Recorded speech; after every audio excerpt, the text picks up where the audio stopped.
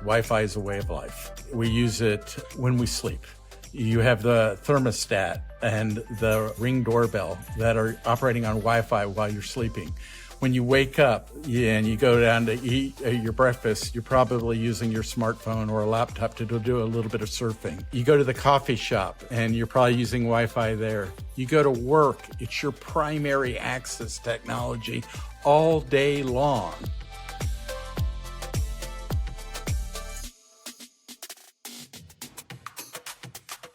Hey, this is Martha DeGrasse here again for Wi-Fi Alliance, and this is The Signal, our podcast where we give you the inside track on Wi-Fi.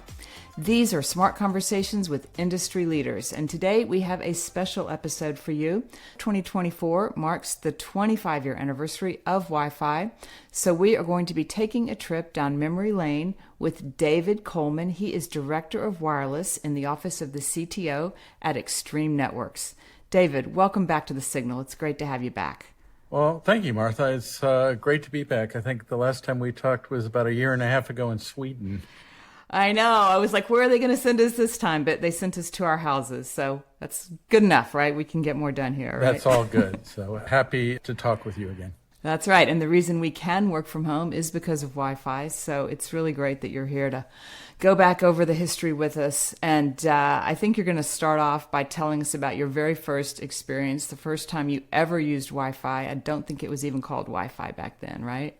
Yeah. So to be honest with you, it goes back 25 plus years ago where I had actually bumped into Wi-Fi kind of by mistake, where I was laid off from a job.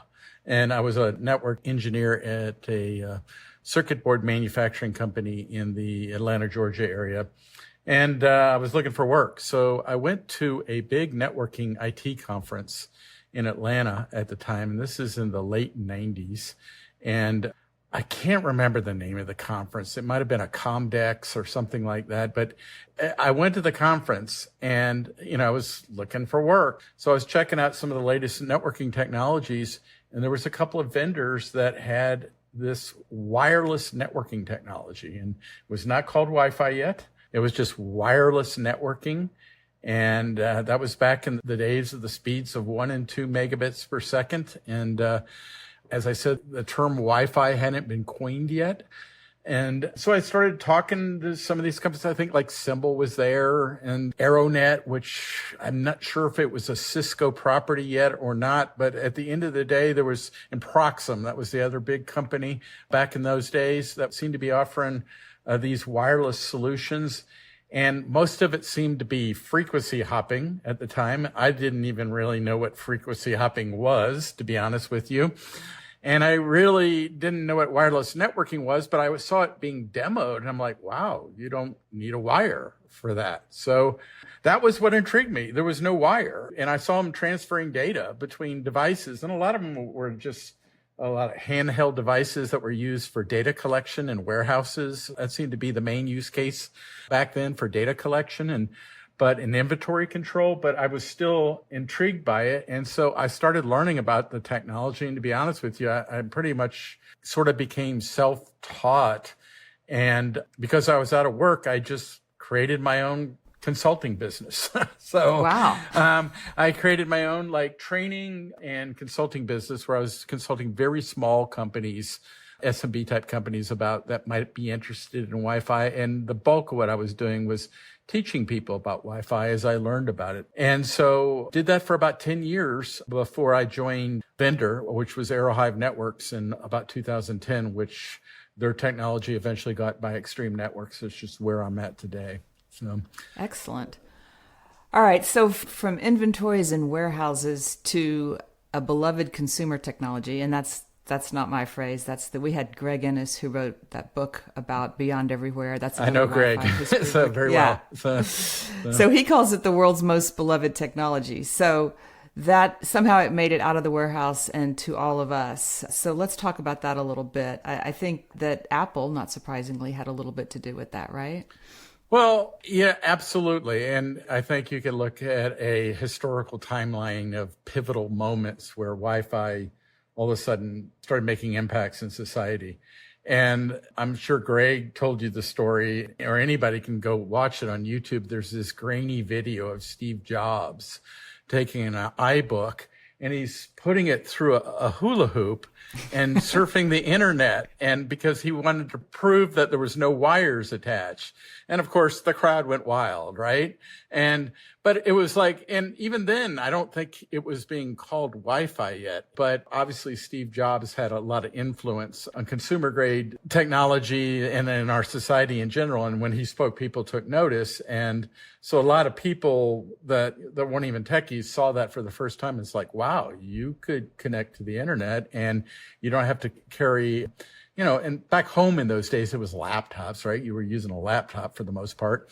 You didn't have to carry a laptop with an Ethernet cable dragging behind you from room to room, right? Your laptop basically, before that, it was stuck in one room, right? So now you can move to the sofa and you could surf the internet. And so that was, I think, a pivotal moment. And that's when consumers, their eyes lit up and said, wow, maybe I would like that at home. Yeah.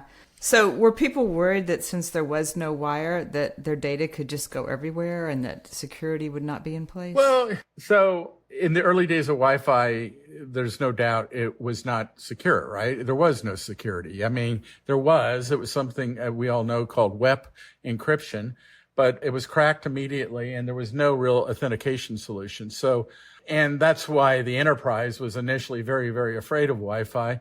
And even for home use, it just was not secure. So that's why, the Wi-Fi Alliance, and working with lots of vendors and lots of very smart people, a lot smarter than me, began working on WPA and WPA2 to finally come up with a solution that could actually properly secure Wi-Fi, provide the data privacy via encryption, and provide the identity verification via authentication. And, WPA2 and WPA first and then WPA2, and now we're on WPA3, it provided that. So I would say that was another pivotal moment back in 2004 to 2006 when security became a part of Wi-Fi for a lot of reasons, not only to protect home users, but that stopped a lot of the arguments for why you couldn't put it on the enterprise.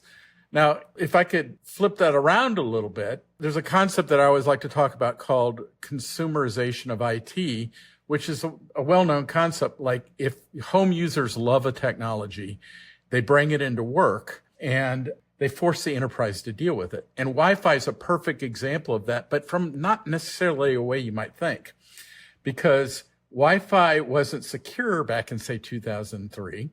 Home users had the Wi-Fi home routers. They loved it. They wanted it at work. So they went to their IT director and they said, I want Wi-Fi at work. And the IT director said, no, that stuff's not secure. So you know what the consumers did? They brought it in anyway, and then they plugged it in, and now you had what was known as rogue APs, which that was a whole new security risk. So it actually, the fact that Wi-Fi wasn't secure at first actually made, I think, the enterprise take note of it and make sure that we could all get our act together and make sure that it was secure. And then that opened up all kinds of new avenues for the enterprises and consumers together. That's super interesting. Yeah, and I remember when Greg came on, he was saying one of the first enterprise users, I think, was the commodities exchange. I think they had a role in actually figuring out Wi-Fi, right? So you would think they would have needed he a writes lot of about that security. in his book, right? That's when I think the original IEEE got together to make the standard. They were trying to solve a security problem. I would think security would be super important there. It's very, very important. But at the end of the day, the initial security protocols that were eventually put in place at Wi-Fi weren't good enough, and they became much better with the advent of WPA2, and now there's WPA3, and security is like an ongoing thing, right? There's no such thing as perfect security, so that's why the Wi-Fi Alliance and the IEEE, and they're always working to come up for even stronger and better secure solutions, but with a way that consumers and end users, it still makes them frictionless and able to get on. Yeah. So you did a great job of explaining how consumers forced Wi-Fi into the enterprise by bringing it in whether they were supposed to or not. But now, obviously, enterprises want Wi-Fi and they want more Wi-Fi all the time. So walk us through that transition from something that they were putting up with to something that they couldn't get enough of? Yeah, so it's a lot of things I think could be part of that. Part of it was smartphones also introduced Wi-Fi. And so people were bringing smartphones and tablets into work. So then you had the whole concept of BYOD, right? Bring your own device. And they wanted access with those devices to the corporate network. So that kind of sped up adopting Wi-Fi in the enterprise in itself, the advent of putting Wi-Fi in those devices, and the consumers were bringing those devices in.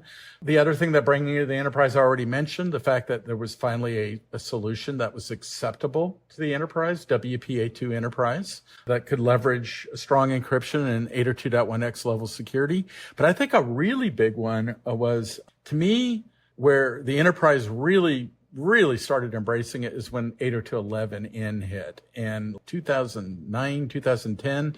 And that's when the technology really changed. We went from CISO radios to MIMO radios. We went from a time where an RF phenomena called multipath was our enemy to where it became our friend. And then all of a sudden we had these speeds and feeds that were just not even thinkable before and were available now that could actually be used in terms of like for enterprise applications. And that's when I really think it was in that time frame that, despite the fact that some enterprises were using it before then, I think it was in that time frame a lot of companies that said no to Wi-Fi just said, okay, it's time. And you're hard pressed to find any company now that doesn't have Wi-Fi infrastructure and uses it part of their primary access technology. It's a rare animal. So yeah, I agree. So let's fast forward to where we are now with Wi-Fi 6E and what you see for the enterprise and how important Wi-Fi is now in that space. Sure. So it's obviously with every 4 or 5 years, there's a new generation of Wi-Fi. It seems lately there's been a bunch of them kind of crammed together, Wi-Fi 6, Wi-Fi 6E, and Wi-Fi 7. But I think you've heard myself and other people talk about this, that the paradigm shift started with Wi-Fi 6E. And the paradigm shift to me is 6 gigahertz. So whether it's Wi-Fi 6E and now Wi-Fi 7, which is the new generation that is building on 6 gigahertz, I think we have nothing but opportunity. So I think we've been talking about this now, 6 gigahertz for 2.5 years, but really we're just getting started, right? And you have 3 times the spectrum here in the United States that we've had before. That's clean, pristine, and never been used before. And I think you'll start seeing, we're just getting started, but I think any enterprise customer or vendor, customer that Extreme has right now, if they're in their refresh cycle, the advice that I give to them right now is, if you want to future-proof yourself, you need to be looking at either Wi-Fi 6E or Wi-Fi 7, because that will provide you a path towards 6 gigahertz connectivity to future-proof yourself for the next 4 or 5 years. And then plus all future generations of Wi-Fi will also be built on that frequency band together with the legacy bands. So to me, it's the most exciting thing to happen to Wi-Fi in 10 years. And interestingly enough, it's not really feature-based. It's more spectrum-based and regulatory, which has been very complex and an interesting journey and is by no means over. But in the enterprise, I think we're just beginning to see what companies and businesses will do with it. I think you'll see healthcare maybe put mission critical applications on it, specifically for the fact that they got more frequency space and it's kind of been unused before. So one thing that I'm telling people is, when you're doing 6 gigahertz Wi-Fi, you don't necessarily have to do the things that you were doing before exactly the same. Maybe think out of the box. And I think over time, we'll start seeing that. We'll start seeing our customers come up with their own creative designs and strategies on how they use 6 gigahertz. But that being said, anything and everything you've done before on 5 and 2.4, you now can do on 6 as well. So you will see, I think, more segmentation by frequencies. 2.4 is kind of a best effort band now. 5 gigahertz is still loud and proud and everybody's using it. And 6 gigahertz to me is the opportunity band. So what does 6 gigahertz mean for consumers, do you think? That's a good question. For consumers, I think there could be a really good mesh play for them, especially with Wi-Fi 7, with maybe an MLO aggregate. You have all these consumer grade companies that they sell their APs in sets of 3. and one's connected to their ISP and the other two are mesh. And so I think that provides new opportunities for them for doing mesh capabilities in 6 gigahertz. Additionally, I think especially Wi-Fi 7, you hear a lot of the talk about the MLO steering, which is and the latency enhancements. Look, AR and VR, it's another one of these technologies that starts out with the consumers. It's starting to find its way in the enterprise. And there's enhancements in that both 6 gigahertz spectrum gives you, as well as Wi-Fi 7 technical enhancements that I think will make acceptance and use of those kind of technologies, not just for consumers, but the enterprise, even easier. To be honest with you, a lot of people roll their eyes at me when I talk about AR and VR because they think it's, futuristic stuff, but it's already here. And, I was surprised that the Apple Vision Pro didn't have a 6 gigahertz radio in it. That really surprised me, but maybe the next version, will. But some of the other VR headsets already have 6 gigahertz radios in them. And of course, most laptops do, and the high-end and mid-tier smartphones do as well. And the bulk of them being 6E radios, but the Wi-Fi 7 will continue that. Will drive the error of what I'm calling the error of 6 gigahertz connectivity even further. So at the end of the day, I'd be willing to bet there's a lot of consumers that have 6 gigahertz connect radios in their devices. They may not even know it yet because they haven't upgraded their routers yet. Oh, okay. Yeah, and as far as the AR, VR, aren't a lot of people using it on their laptops and smartphones for teaching people at work? Like if you're the person that needs to show you what to do isn't there? I hear a lot about that. You hit on one of the big use cases, especially in education. And I think that's going to be important with both the frequency band as well as the enhancements in Wi-Fi 7 is the latency metric, Yeah. And I think that's probably the one metric that as an industry as a whole, we need to get a little bit better in Wi-Fi to get it closer to like cellular type goals. And I think that will be the metric that moving forward in the next 5 years and so that will become more and more important. And we have a path for that now. Yeah, that's great. All right. Well, it's time to look at the future. What's your crystal ball showing for the next 25 years or the next 5 if you can't do 25? The next 5 years. Well, let me think about that. The next 5 years. So, you hear a lot, some of these, you've been hearing talk about for a long time, and that's the convergence of a lot of technologies. So at the end of the day, there's more wireless technologies other than Wi-Fi. Wi-Fi is the predominant access technology in my mind, but we do still use cellular. And then we do use a lot of other RF technologies for IoT, like Zigbee and Bluetooth. I don't know if you'd like to think a 5-year timeline. I've been hearing convergence for a long time. I think it might take longer. But at the end of the day, think about it from the end user perspective. They really don't care what technology they're using. More than likely, they're mostly using Wi-Fi, but they just it's all about user experience, right? They want a frictionless user experience and they want to be able to get on, get off. They want to be mobile and they want it to be secure. Wi-Fi offers most of those things, but some of those other technologies, but how do we blend some of those together where there's seamless handovers between them? So I think there's a lot of work that needs to be done there. And I'm hoping in the next 5 to 10 years, we'll see more convergence between them. I mentioned user experience. To me, that's probably the number one buzz phrases you hear from really not just from enterprise companies, but even more so from the consumer side of things. It's all about the things I just said. As vendors, what we need to do is make sure that the solutions that we provide, whether it's in the enterprise or at home, is frictionless. It's a user experience. So I'll just give you a perfect example. When you go to like a guest Wi-Fi network, what do you usually have to do? You usually have to go through some sort of captive web portal. You have to log in and it wants you connect to the Wi-Fi and some page comes up and you have to log in through that. Let me ask you, Martha, how good of a user experience is that? Have you ever enjoyed that?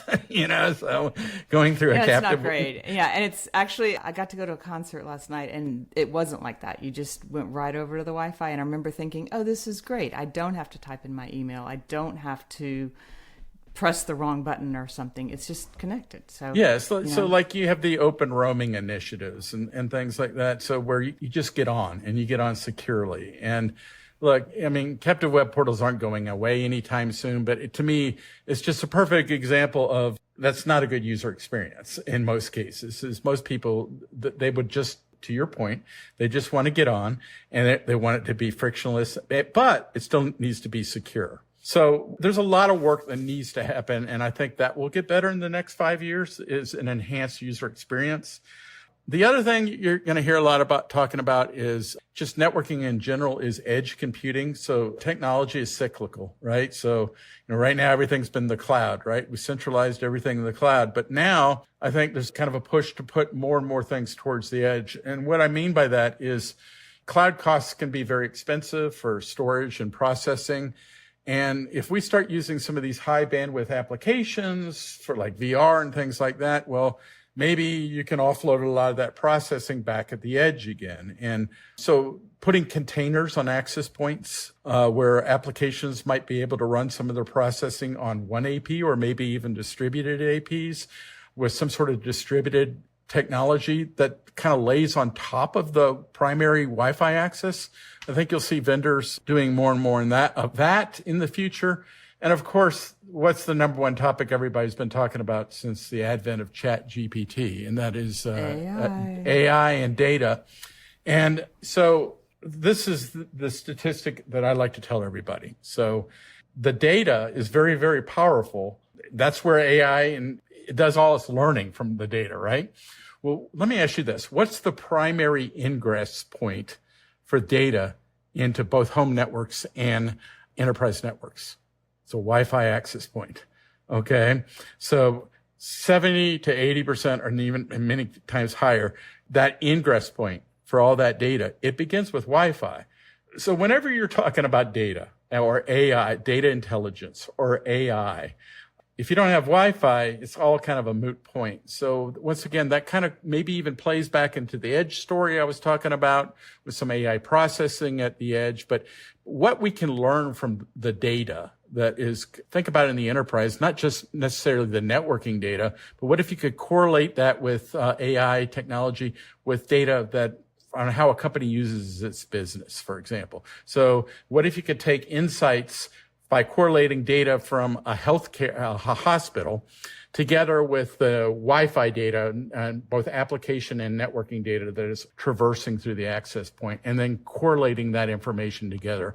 And we're just at the very beginning of what we can be able to do with that. And so look, I use ChatGPT every day. I'm still fascinated by it, but to me, that was another one of these pivotal societal moments. And I think once again, the highway for that data will be, the primary access will be Wi-Fi. Yeah, because we're all using Wi-Fi all the time, right? Yeah, I mean, absolutely. And there's like this funny little catchphrase that I like to use whenever I speak in front of audiences, and that is Wi-Fi is a way of life. We use it when we sleep. You have the thermostat and the Ring doorbell that are operating on Wi-Fi while you're sleeping.